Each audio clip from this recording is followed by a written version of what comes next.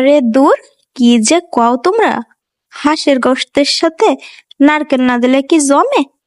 তোমরা যারা খাওনি তারা কি মানুষ? আমার তো মনে হয় না। হাঁসের গোশতের সাথে একটু নারকেল দিয়ে দেখো, কি মজা লাগে।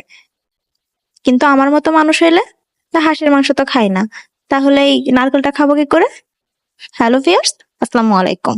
আশা করি সবাই ভালো আছেন। তো আমার মতো যারা হাঁসের মাংস খান না তাদের জন্য আজকে এই রেসিপিটা।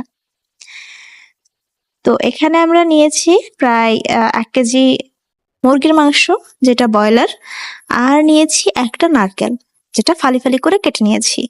আর এই যে দেখলেন মশলা, এর ভিতরে কিন্তু যাবতীয় যত মশলা মুরগির ভেতরে বা মাংসের ভেতরে দেওয়া হয় সবগুলোই আছে, যেমন পেঁয়াজ, রসুন, আদা, শুকনা মরিচ, জিরা, দারচিনি, এলাচ, সবগুলো একসাথে করে বেটে নেওয়া হয়েছে।